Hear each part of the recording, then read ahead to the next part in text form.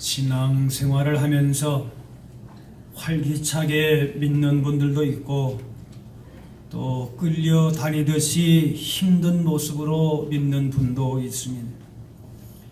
예수님의 사랑이 가깝게 느껴지고 또 천국의 소망 가운데 기쁨과 감사함으로 사는 분도 있지만 예수님이 먼 분처럼 천국은 멀리 있는 것처럼 느껴지는 분도 있습니다. 여러분은 어떤 삶을 살기 원하십니까? 활기찬 신앙생활을 하면서 예수님의 사랑이 날마다 가깝게 느껴지고 천국의 소망이 분명하게 고백되는 신앙생활을 원할 것입니다. 그 열쇠는 성령의 능력, 성령의 충만함에 있습니다.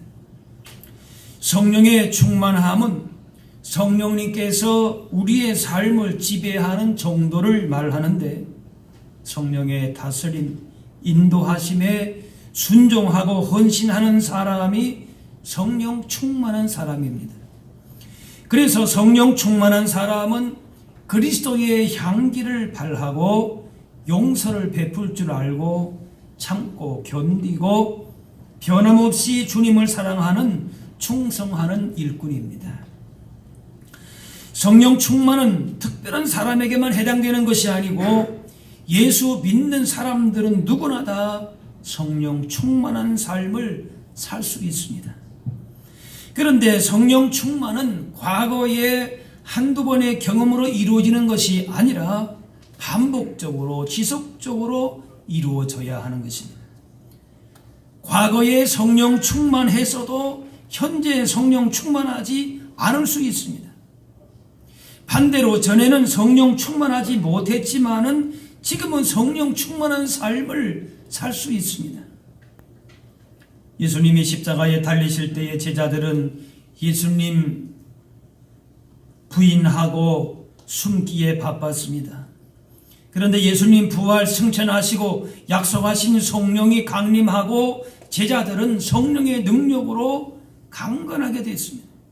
그래서 겁 많고 소심한 사람들이 두려운 상황에서도 겁내지 않고 복음을 전하는 사람들이 됐습니다. 그들의 모습을 통해서 담대하게 예수님의 사랑을, 예수님의 향기를 나타내기 시작했습니다. 우리의 몸이 규칙적인 식사, 규칙적인 잠을 자야 하고 규칙적인 운동하고 건강한 생활 습관을 유지해야 건강한 체력을 유지하듯이 우리의 속 사람도 우리의 영혼도 믿음도 성령의 능력으로 강건하게 되어야 합니다. 그래야 신앙생활을 해도 나약하게 소심하게 늘 인생의 문제를 만날 때마다 그렇게 실족하고 넘어지는 것이 아니라 생명력이 있는 활기찬 신앙생활을 하게 되는 것입니다. 이왕 우리가 신앙생활을 해야 되는데 이렇게 해야 되지 않겠습니까? 그래서 바울은 기도합니다.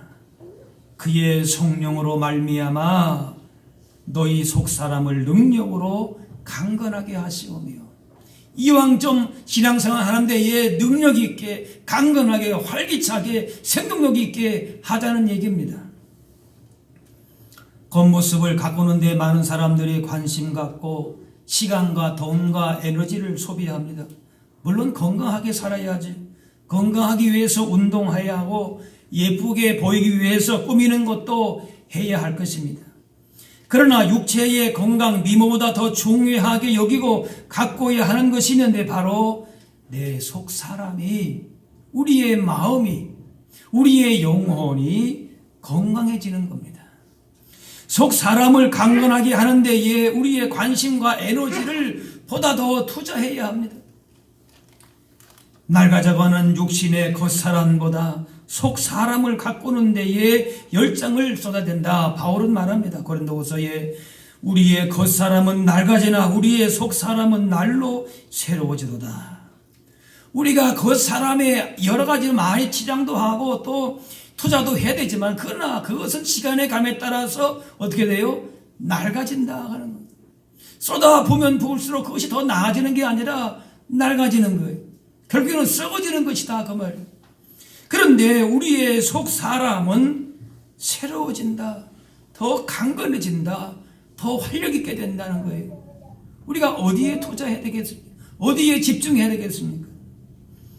많은 사람들은 겉으로 포장된 것이 자신의 전부인 것처럼 살아갑니다. 사실은 속는 것입니다. 겉사람만 앞장 세우면 속사람은 감추어져 있고 위축되는 것이고 강건해질 겨를이 없습니다. 속사람을 이렇게 가꾸고 하는데 겉사람을 하는데 속사람을 그렇게 가꾸고 할 여유가 없는 것이죠. 그래서 바울은 속사람이 강건해지기를 구하는 겁니다. 속사람으로 인생의 복을 누리고 승리케 하옵소서 기도하는 것입니다. 겉사람의 성공과 화려함보다는 속사람이 강건해지는 것이 더 중요한 것임을 말하고 있습니다.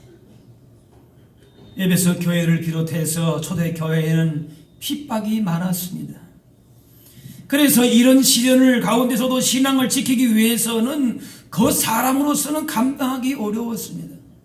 무슨 힘을 비축하고 세상에 대단한 무슨 권세를 가지고 있고 그것으로서는 신앙을 믿음을 지키기가 어려웠습니다. 그래서 성령으로 말미암아 속 사람이 강건해야 된다, 그렇게 말하고 있습니다. 성령께서 속 사람에게 영적인 생명력을 주시면 그 어떤 세상의 도전 시험 앞에서도 힘없이 신앙생활을 하던 사람이 활기찬 신앙생활을 하게 됩니다. 염려와 불안 가운데에 문제만 있으면 늘 불안하고 그렇게 소심하고 겁 많은 사람들이 담대하게 되고 평안과 기쁨이 넘치게 되는 것입니다. 그래서 신앙인들이 가장 관심을 가져야 될 것은 영혼이 잘 되는 겁니다. 사랑하는 자여, 내 영혼이 잘됨 같이 그랬어요. 내 영혼이 먼저 잘됨 같이, 그리고 범사도 잘되고 강건하기를 내가 간구한다 그랬어요. 우리의 마음과 영혼과 속 사람이 강건케 되기 위해서 기도하는 것입니다. 우리의 속 사람이 능력으로 강건해져야 그 사람이 가는 곳마다 변화가 일어나게 됩니다. 교회가 변화되고 사회가 변화되는 겁니다. 우리가 올 교회에 우리의 19년도 표가 무엇인지 아십니까? 혹시 주보를 보신 분들은 성령의 능력으로 강건한 교회, 성령의 능력으로 강력한이 아니라, 이게 잘못 나왔어요. 빨리 고치세요. 강건한 교회. 네. 강건한 교회. 1년 표인데 이거는 틀리면 안 돼요. 네? 성령의 능력으로 강건한 교회. 속 사람이 강건하기 위해서 성령 충만해야 되는 것이, 다른 능력이, 다른 어떤 무슨 스펙이 필요가 있는 것이 아니라 성령의 능력으로 강건해야 되는 것입니다. 그렇지 않으면은 경건의 모양은 갖추어도 능력은 없는 겁니다. 그냥 건드리면 넘어지는 거예요. 실족하는 거예요. 예배를 드려도 감동이 없어요. 찬양을 해도 건성으로 합니다. 기도를 해도 무엇으로 기도해야 되는지에 대한 생각 없습니다. 타성에 젖어서 신앙생활을 할 수 있습니다. 신앙생활에 우리의 경험도 물론 필요합니다. 교회의 역사와 전통도 존중할 것이지만은 그것만 남아있다 그러면은 영적인 생명력이 없다 그러면은 의미가 없습니다. 계시록 2장의 에베소 교회를 보게 되면은 처음에 사랑이 넘치는 교회였지만은 시간이 갈수록 사랑이 식어지고 아름다운 모습이 없어집니다. 무엇인가 하면은 그들의 사랑을 잊어버려서 속 사람이 점점 그 사랑이 식어져 가는 거예요. 교회가 시간이 흐르면서 안정될 수도 있으면 제도와 조직도 잘 세워질 수 있습니다. 그러나 그렇게 겉으로 드러난 사람의 방법과 힘으로만 세워진다면 그 교회는 사실은 서서히 죽어가는 겁니다. 그래서 이 7 교회를 향해서 주님은 너는 살았다 하지만 실상은 죽었다, 식물인간 같다, 그런 교회가 있었습니다. 신앙의 경력이나 교회의 역사만 자랑하게 되고 신앙적인 열정과 순수함, 영적인 생명력이 없으면은 죽은 것이. 위로 교회가 외관이 아름답습니다. 많은 관광객이 갑니다. 거기서 교회에 뭘 봅니까?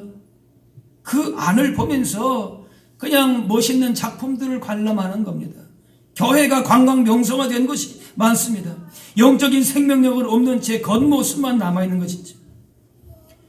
개인이나 교회나 이런 영적인 생명이 약해지면은 아무리 겉모습이 탄탄해도 식물인간인 것입니다. 사람이 노력으로 좀 더 양심적으로 도덕적으로 살 수 있습니다. 하지만 근본적으로서는 우리의 속 사람이 변해야 됩니다. 지속적으로 성령의 인도하심을 받지 않으면은 여전히 세상 가운데에 곱게서 그렇게 죄 가운데 헤맬 수밖에 없습니다. 그러므로 따라합시다. 성령의 능력으로 강건해야 합니다. 그렇지 않으면은 껍데기만 있는 거예요. 껍데기만. 그냥 톡 치면 넘어가는 거예요. 생명력이 없는 거예요. 그게 겉이 화려한들 무슨 소용이, 무슨 의미가 있겠습니까?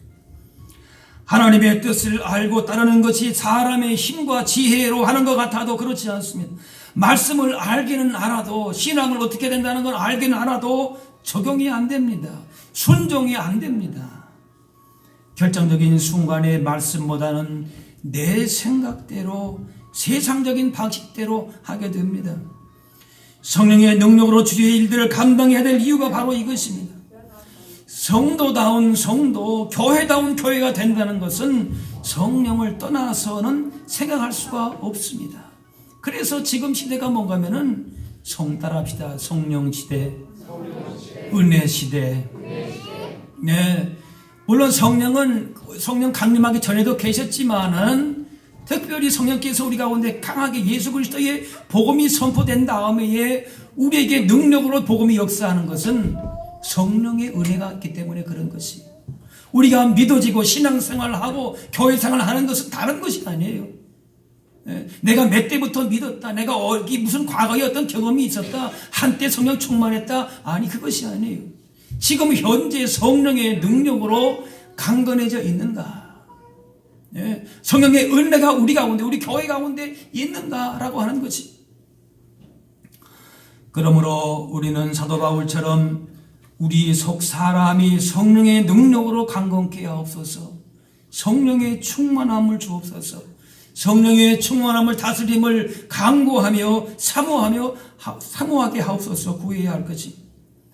바울의 기도는 에베소 교회 당장의 그 문제를 해결해 달라 그 기도가 아닙니다. 성령의 능력으로 속 사람이 강건해진다. 그걸 강구하고 있습니다. 에베소 교회가 여러 가지 문제가 많은데 그 문제를 해결할 수 있는 것은 뭔가 하면은 다른 것이 아니고 먼저 성령의 능력으로 강건해지기를 구하고 있는 것입니다. 속 사람이 강건케 되는 것은 돈이 많다고 높은 자리에 있다고 되는 거 아닙니다. 오직 성령의 능력입니다. 19절 말씀에 하나님의 모든 충만하신 것으로 너희에게 충만하게 하시기를 구하노라. 하나님께서는 넘치는 능력을 주십니다. 거기에는 어떤 제한이나 한계가 없습니다. 넘치도록 주십니다. 믿음을 따라서 한량없이 부어주시는 능력을 덧입어야 되는데 그걸 위해서 기도해야 됩니다. 만왕의 왕, 모든 우주 만물을 다스리시는 하나님께서 그 하나님의 충만하심으로 우리 가운데에 능력을 주시겠다 말씀하시는 것입니다. 이 능력은 그리스도의 능력이기도 합니다. 17절 믿음으로 말미암아 그리스도께서 너희 마음에 계시게 하시었고 그리스도의 구원의 능력, 하나님의 크신 충만하심 가운데에 성령의 능력으로 우리 가운데 임하게 될 때에 그 속에서 진정한 믿음의 승리자가 되고 하늘의 기쁨과 복을 거기서부터 누리게 될 줄로 믿습니다. 어떤 부자가 어린 시절에 미아가 돼서 거지 생활을 해야 했습니다. 그러던 어느 날 자신이 부잣집 아들이다라고 하는 사실이 밝혀져 가지고 막대한 유산을 물려받아 거부가 됐습니다. 그런데 부자가 됐었음에도 늘 거지 행세를 하고 다닙니다. 가끔씩 부자처럼 살기도 하지만은 대부분 거지처럼 사는 겁니다. 엄청난 부자이면서도 거지처럼 사는 그런 그리스도인들이 많습니다. 예전에는 거지처럼 거린처럼 그렇게 살았지만 지금은 뭐예요? 만왕의 왕, 모든 걸 다 가지고 계신 충만하신 하나님의 자녀가 되었음에도 불구하고 그런 존귀한 자녀이면서도 그 사랑을 담지 못한 채에 초라한 모습으로 살아갑니다. 교회 안에서는 하나님 나라의 기업을 약속받은 하나님의 자녀로 된 기쁨을 찬양하지만은 삶의 현장에 나아가서는 세상의 힘 앞에서 여전히 굴복하면서 아무것도 가지지 못한 거지처럼 살아갑니다. 우리가 왜 거지입니까? 따라합시다. 우리는 하나님의 왕 같은 존귀한 자녀들입니다. 절대로 거지 같은 거린 같은 인생을 살 사람들이 아니. 세상의 그 어떤 것과도 비교할 수 없는 보화를 가지고 있습니다. 그런데 세상에 나가서 더 약한 모습으로 온갖 걱정과 근심을 끌어안고 사는 모습들을 보게 됩니다. 그래서 바울은 이 땅 가운데에서 겉모습만을 바라보고 살지 말고 거지처럼 살지 말고 존귀한 하나님의 자녀처럼 살아가라, 그렇게 기도합니다. 하나님의 모든 충만하신 것으로 너희에게 충만하게 하시기를 구하노라. 성령의 능력으로 강건한 사람은 결국 하나님의 충만함이 이르게 됩니다. 하나님의 충만함, 말로 표현할 수 있겠습니까? 그죠? 하나님의 충만하심, 어떻게 우리가 말로 표현할 수 있겠습니까? 그런데 우리로 하여금 성령의 능력으로 가득한 사람은 뭐예요? 하나님의 충만하신 것으로 가득한 사람이다. 얼마나 놀라운 축복이, 하나님으로 가득한 상태입니다. 하나님의 사랑, 하나님의 은혜로, 하나님의 부유하심으로 충만하며 그것을 누리는 삶입니다. 하나님과 신비로운 하나님을 경험합니다. 생각하는 것이나 추구하는 것이나 하나님으로 충만하고 하나님과 하나 되는 것입니다. 우리들은 주로 구할 때에 눈앞에 문제들만 열심히 기도했지 성령의 능력으로, 그리스도의 그 구원의 능력으로, 하나님의 충만하신 그 사랑으로 우리의 속 사람이 강건해지고, 그렇게 하나님께서 우리 인생의 주인으로 거하시게 해달라고 간구한 적이 얼마나 됩니까? 물론 당장에 우리 인생의 문제도 구해야 되겠지. 그런데 정말 중요한 우리 속 사람을 그리스도의 능력으로, 하나님의 충만하심으로, 성령의 권능으로 채움받게 해달라고 우리가 얼만큼 기도하고 그런 소원을 가졌냐라고 하는 것이, 예수님을 우리의 마음에 모신 것은 맞지만은 그분의 사랑의 풍성함을 온전히 깨달으려고 노력한 적도 별로 없습니다. 하나님의 충만하심으로 채워주는 것이 무엇인지에 대한 관심도 별로 없었습니다. 오늘 말씀 18절 19절 말씀 다시 보시면은 능히 모든 성도와 함께 지식에 넘치는 그리스도의 사랑을 알고 그 너비와 길이와 높이와 깊이가 어떠함을 깨달아 하나님의 모든 충만하신 것으로 너에게 충만하게 하시기를 구하노라. 성도로서 구해야 할 것을 이제 우리가 알았으니 기도 내용을 바울처럼 바꾸면 됩니다. 우리의 기도가 점점 성령의 능력으로 강건함을 통하여서 하나님의 충만하심으로 그리스도의 능력으로 채워가야 할 줄로 믿습니다. 물론 하나님의 구원의 은혜와 사랑과 그것을 충만함을 온전히 우리가 다 이해하지 못할 수가 있습니다. 평생을 두고도 그 길이와 높이와 깊이를 다 깨달을 수 없을 것이에요. 하지만 우리 인생의 눈앞의 문제들만 바라보면서 거기에 급급한 인생을 살 것이 아니라, 그 사람만 있는 그런 모습이 아니라 우리의 속 사람이 진정으로 성령의 능력으로 하나님의 충만하심으로 충만할 수 있도록 구하고 그 은혜 가운데에 살아야 할 줄로 믿습니다. 성령께서 우리 가운데에 능력을 행하시는 방식이 있습니다. 가장 중요한 방식, 공식이라고 할까요? 그 통로는 하나님 앞에 겸손하게 먼저 엎드려 회개하는 것입니다. 우리의 감과 죄악을 하나님 앞에 내려놓고 겸손히 그것을 인정하고 회개하는 것입니다. 그럴 때에 성령께서 우리 가운데에 능력으로 우리의 삶을 다스려 주십니다. 그리고 성령이 싫어하는 것을 하지 말아야 합니다. 육체의 일, 곧 음행과 더러운 것과 호색, 우상 숭배, 술수, 원수 맺는 것, 분쟁과 시기와 분냄과 술 취함과 방탕함 같은 것들을 버려야 합니다. 성령은 이러한 것을 싫어하십니다. 성령께서 하나님이 싫어하시는 것을 우리가 멀리해야 성령의 다스리심 충만함을 받게 됩니다. 악령이 언제 역사합니까? 우상 섬기고 육신의 정욕을 추구하고 우리 속에 더럽고 주한 욕망을 채우려고 할 때에 악한 영이 역사합니다. 순간적으로 달콤하다 할지라도 버려야 합니다. 성령님이 좋아하시는 생활을 하면은 성령 충만해지고, 성령님이 싫어하시는 생활을 하면 성령은 우리 속에서 근심하며 탄식하십니다. 마가다락방에 모인 성도들이 합심해 기도할 때에 성령이 충만하게 임했습니다.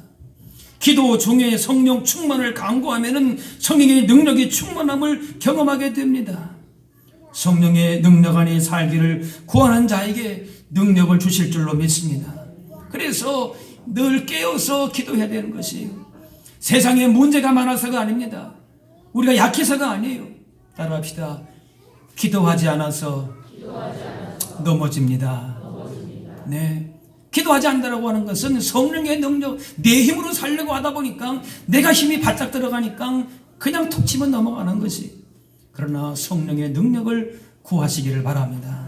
그 안에서 강건하게 될 때에 힘있게 나가는 것이, 그래서 성령 안에서 기도하는 것이, 무시로 기도하는 것이요, 시간을 정해놓고 기도하는 것이, 또한 성령님은 기도와 함께 말씀을 통해서 능력으로 역사하십니다. 말씀 가운데 우리의 마음이 뜨거워지고 내 마음에 결심이 생기게 되는 것입니다. 1907년 평양에서 대부흥운동이 일어났어요. 겨울농한기에 사방에서 평양으로 그 사강회를 위해서 말씀을 듣기 위해서 많은 사람들이 모여서 거기에서 큰 부흥이 일어났습니다. 기도와 말씀 가운데에 놀라운 성령의 능력을 경험하게 되고 회개하게 되고, 그래서 그 안에 교회 안에 갈등과 모든 문제가 회개와 기도와 말씀 가운데에 다시 한번 치유되고 회복되고 성령의 능력으로 강건한 놀라운 역사가 일어나게 된 줄로 믿습니다. 그래서 담대하게 되어서 복음을 증거하는 열정도 생기게 되어가지고 이 1907년에 대복음을 경험한 이 교회가 100만인의 구령운동을 전개하면서 한국 교회의 큰 부흥의 역사가 시작이 됐습니다. 사회의 제도만 변한다고 세상이 변하지 않습니다. 성령의 능력으로 속 사람의 영적인 생명이 주어지면 그 사람이 사회 구석구석을 변화시키고 세상이 변화되게 되는 것이, 이렇게 성령의 능력으로 속 사람을 강건하게 하여서 교회가 건강하게 되고 구원 사역을 힘있게 감당함으로 말미암아 교회와 사회가 진정한 변화의 시작이 시작되게 될 줄로 믿습니다. 성령께서 우리 가운데에 임재하셔서 능력을 행하시는 중요한 방식은 하나님 앞에서 겸손하게 낮추고 회개하고 기도와 말씀으로 무장할 때에 영적인 생명력을 주십니다.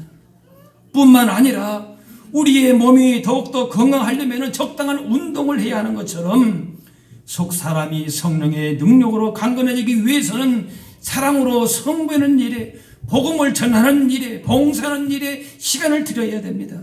그럴 때 성령께서 더 우리 가운데에 능력으로 강건하게 하십니다.